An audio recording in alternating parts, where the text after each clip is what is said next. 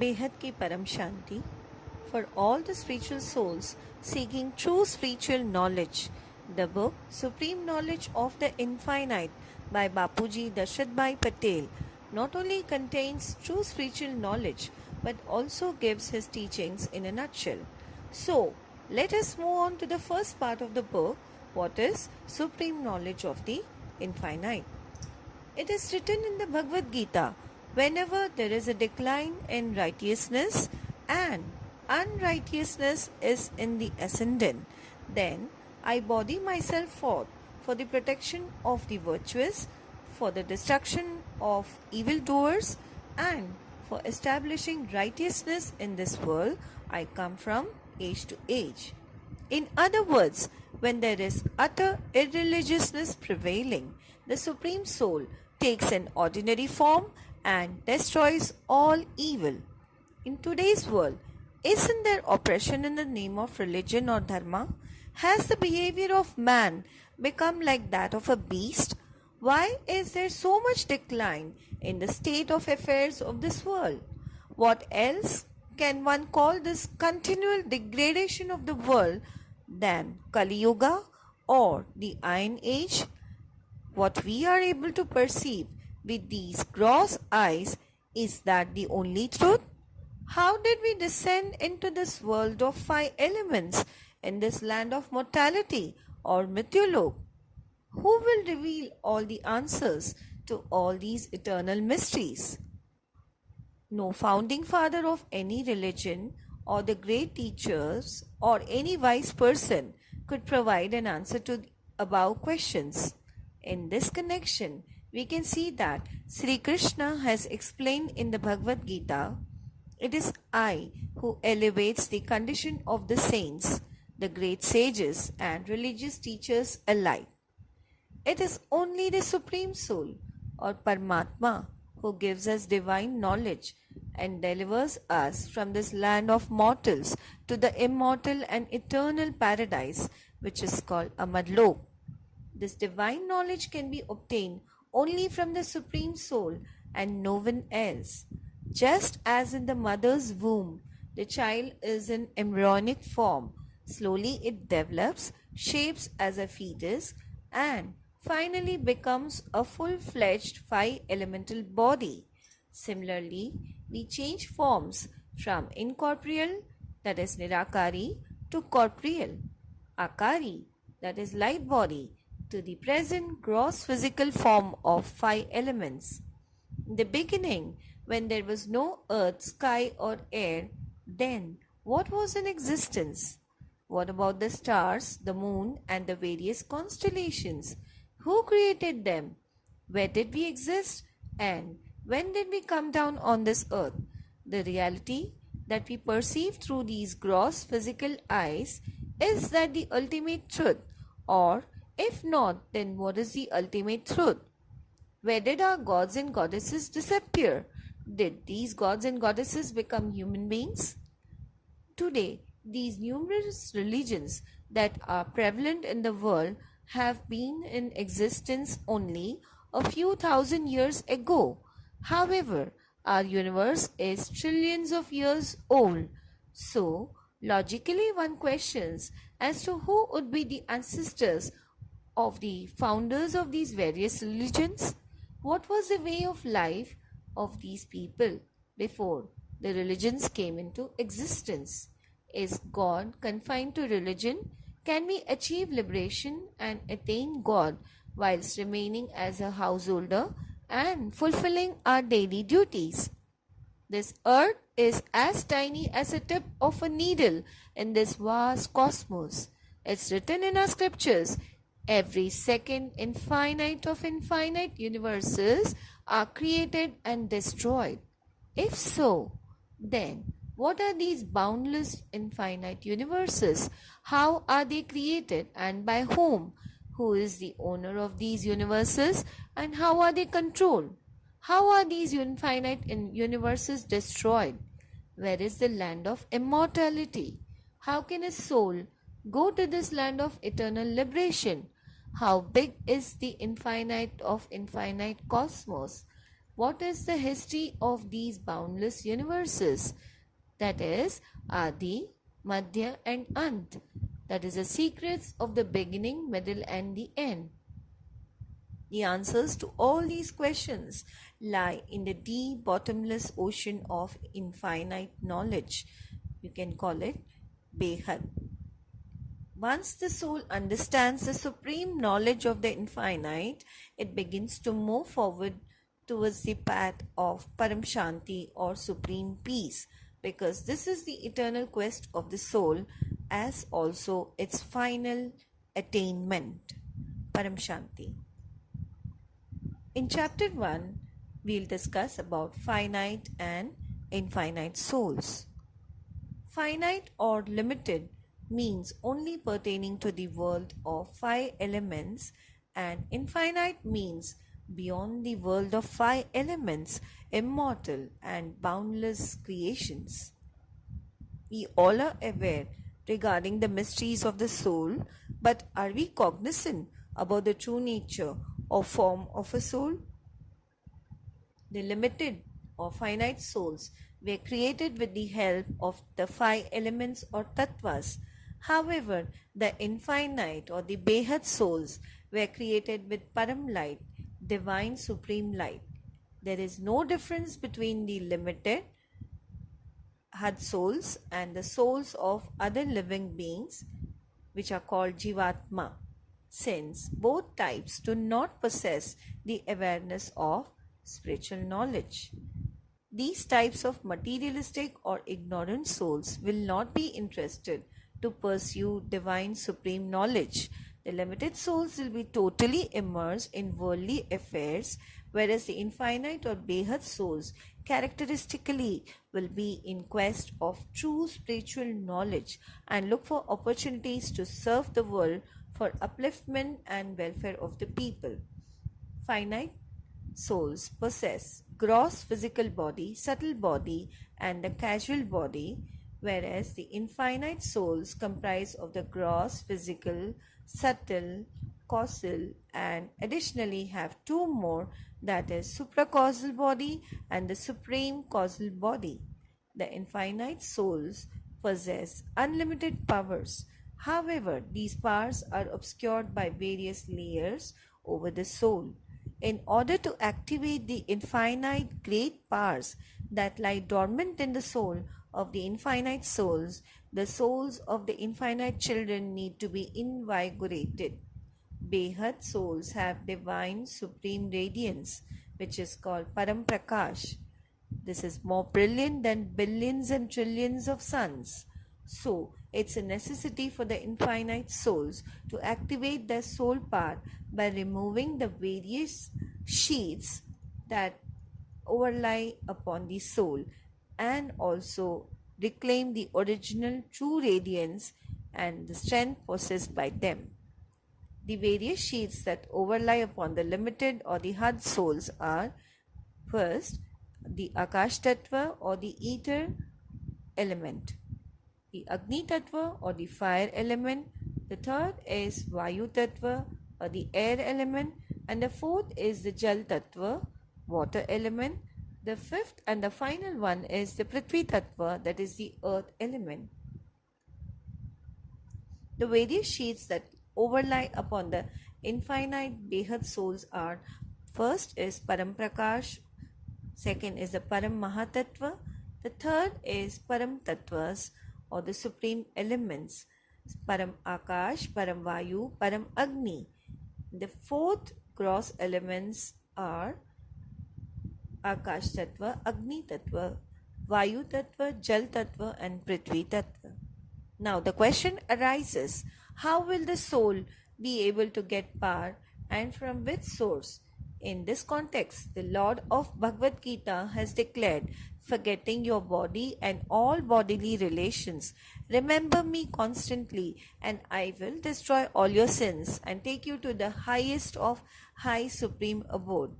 It is specified in the Bhagavad Gita, living the life of a karma yogi, that is, living a life of constant remembrance and selfless action, as the ideal path to release the truth. To make effective the life of a karma yogi, it is imperative to practice Atmaswarup or soul consciousness state. Being in such a soul conscious state, that is, staying in constant remembrance of the Almighty Authority, will help the soul to go beyond various layers that are accumulated on the soul and thereby acquire the supreme divine light in it. Centering oneself in the soul conscious state, the intellect must connect to the infinite of infinite supreme abode, Paramdham, to get power from the infinite of infinite supreme creator. This way, a soul can activate its own infinite soul power, which is latent in it. In order to connect to the powerhouse of Behad, or the infinite of infinite supreme creator, we need to transcend the varied sheets that are superimposed on the soul. When the soul intakes Param light or supreme divine radiance in itself, the Akash Tattva or ether element intercepts the incoming Param light, changes into the fire element and air element. Due to prevailing negative energy in the current atmosphere of the earth, the elements of a soul cannot successfully integrate the supreme divine light into itself. Therefore, the Param light gets rejected by the soul elements, leading it to get scattered across the environment. Again, it's crucial to note that the superimposed layers of the soul needs to be cleared so that we are able to receive the incoming supreme divine light, and for that we need to deeply immerse ourselves in supreme divine knowledge. Parallel to all this, leading a life of a constant karma yogi, we must be able to charge our soul as to light the flame of our soul. In order to illuminate the entire room with the help of a lamp, only a single wick is enough. Similarly, as soon as the power in the soul gets activated, the entire covering of karmas which have submerged the soul and its energy will automatically get removed. Thus, the soul will experience its true nature and form.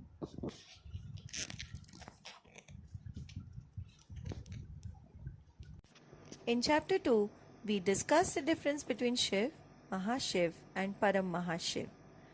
Can we describe Lord Shiva in the incorporeal form as Swayambhu or self-existent? Does he also ultimately meet with death? Is he a Paramatma, that is a supreme soul? In reality, Shiv's soul is made of supreme divine light. Shiv is the ruler and creator of one solar system. In his incorporeal form, Shiv begins the process of creation. Next, the formless Shiv creates his own form in Shiv and Shakti, who then further take on the physical form of Shankar and Parvati. We cannot call incorporeal Shiv as Swayambhu or self-manifest because he has also been created by a higher power. Shiv is actually created by Mahashiv, the owner of one galaxy. There are infinite of infinite worlds and universes. That means there are also infinite of infinite number of Shiv for each solar system. The creator of Mahashiv, owner of one galaxy, is Param Mahashiv. Param Mahashiv is the master of one universe. The moment a solar system is created, time also starts for its creator, Shiva. Similarly, when the owner of one galaxy, Mahashiv, has a thought of creation, it expresses into multiple forms of supreme light particles, thereby form the infinite number of Shivas. Shiv also was first Nirakari, that is incorporeal, and then came into form. The Shiv Shakti form created Vishnu. Further, from Vishnu's navel, Brahma was created. From the sankalps or thoughts of Brahma came into being several angels or farishtas as they are called. The angels were the first to be created in the initial stages of creation, and these angels became deities as time passed. Further, with the passage of several aeons, the deities eventually became human beings. The human beings kept on utilizing their soul power in creating more and more, due to which our solar system got into lower vibrations. Pralay, Kal Pralay went on happening periodically in our world. Our solar system fell into the vicious circle of generation and dissolution. The Shiv in his spiritual body form created Shakti, and both Shiv and Shakti live in Shivpuri.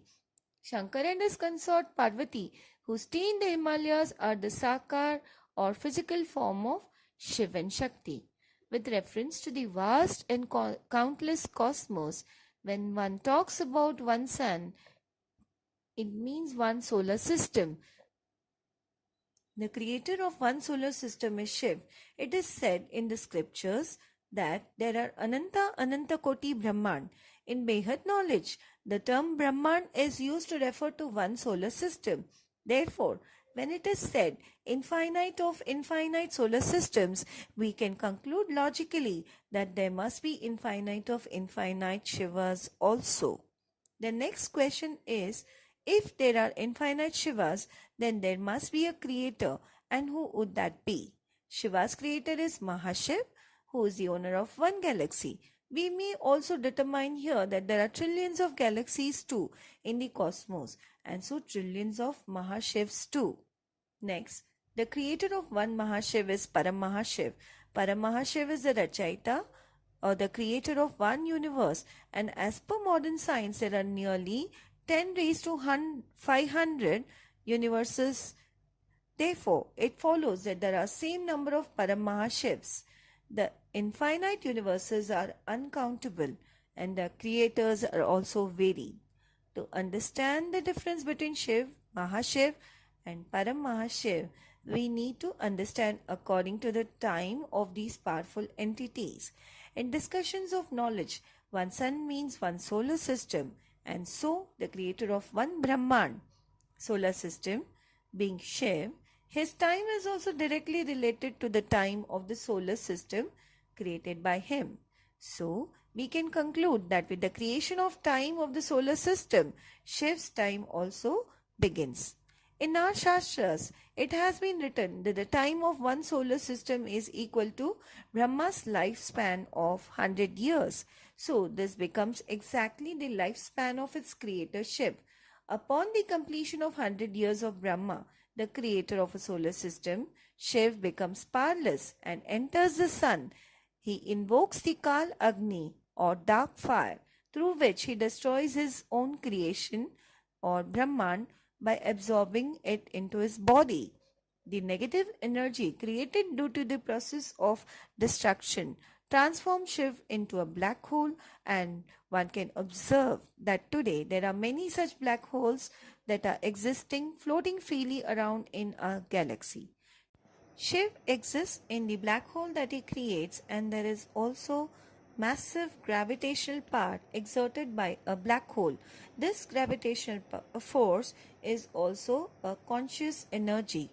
We mean to say Shiv generates from himself the Kal Agni, enters the sun, and through this process brings about the destruction to end his own Brahman, which eventually becomes a black hole. It is written in the scriptures, every second, infinite of infinite solar systems, universes are created and destroyed. In that case, the question arises as to which supreme creator's time does such a constant process of generation and annihilation take place. This means that in case of dissolution of a solar system, which in Behad Gyan is referred to as a Brahman or solar system, then it is of Mahashiv's 1 second, in which the innumerable solar systems are created and dissolved. To explain further, we can take here the example of a mechanical clock where the time of Shiv, who is the owner of a solar system, is represented by the smallest and fastest moving seconds hand. The minute hand can be compared to that of Mahashiv's time, who is the owner of a galaxy, and the hour hand, which has the largest component of time, can be measured as the hour hand belonging to Param Mahashiv, who is the owner of a universe. So now we can comprehend to some extent the proportional moment of time in each level of cosmos and compare it with the infinite of infinite Almighty Authority's time, who is the creator of all infinite and finite. As to what incredible speed and how enormous and immeasurable would be his time. Brahma's 100 years makes for Mahashiv's 1 second. When Shiv's power ceases, he dissolves his own creation, that is a solar system. Shiv then becomes a Jeev. It can be said that Shiv, who is Paramatma, that is a supreme incorporeal soul, now diminishes in power to become an Atma, a Jeev. Incorporeal Shiv lives in Paramdham, that is in the incorporeal world, and gets his work done through his various avatars. The incorporeal Shiv gets his work done from his own casual form, manifesting as Shiv and Shakti, who reside in their abode, Shivpuri. The incorporeal Shiv gets his work done from his own causal form, manifesting as Shiv and Shakti, who reside in their abode Shivpuri. In turn, Shiv and Shakti also carry out their duties, responsibilities through their corporeal self, Shankar and Parvati. Whenever there has been an increase in demonic forces on this earth, Shankar takes upon the role of generating pralay, that is dissolution, and thereby destroys the world. On completion of the 4 yugas, that is Satyug, Treta Yug, Dwapar and Kalyug, the evil and wicked on the earth are destroyed. This destruction process is called Ardha Pralay. Upon the occurrence of 71 times of the event of Ardha Pralay, there occurs a major cosmic event of destruction called Pralay. The Pralay event is very high on the destruction scale and is double in force as compared to Ardha Pralay, or we can refer to Ardha Pralay as minor dissolution event. When there is a total decline in religious practices, virtues and sins, and irreligiousness at its peak, Shiv Shankar performed the Tandav, which is the divine dance of dissolution. Mahashiv, ruler of one galaxy, also assumes the role of Mahakal, or one who is beyond time, generates Mahapralay, which is a great dissolution event that destroys all by absorbing the entire uncountable solar system's galaxy in the cells of his body. In other words, we can say that the process of destruction and creation occurs constantly in the cosmos. Presently, the situation is that the creator Shiv had created our solar system during Brahma's time of 50 years, which is called the first parad, or the first half of his time span of 100 years. This first half is also over as of today, and we are in the second span of Brahma's 50 years time period. As and when the power of Shiv gets diminished totally, dissolution of the entire system takes place. However, when Shiv takes power from Mahashiv, his creator, then once again there occurs the process of Sarjan or creation. It is interesting to know at this point that during the creation process, even Shiv also comes into karmic bondage for his thoughts and actions. This means to say that even if it is Shiv, Mahashiv or Param Mahashiv, all of them enter the karma bondage during the process of creation by thoughts or sankalps. Even the Nirakar or the incorporeal Shiv during creation of a new world by mere thoughts also comes into karma due to the very act of creation. The incorporeal creator of whichever dimension, whether it be Shiv, Mahashiv or Param Mahashiv, eventually lose their powers over a period of time, since he engages in the act of creation, even though creation is itself through thoughts. Yet, power diminishes due to decrease in Param light. In case of the incorporeal Shiv, it is his function and duty to keep a constant vigil on his creation, that is, on one solar system, and to effectively preserve and control it. Shankar is the physical embodiment of the formless Shiv.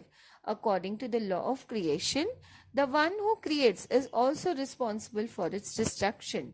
Visarjan or dissolution is equal to mukti or liberation of all souls.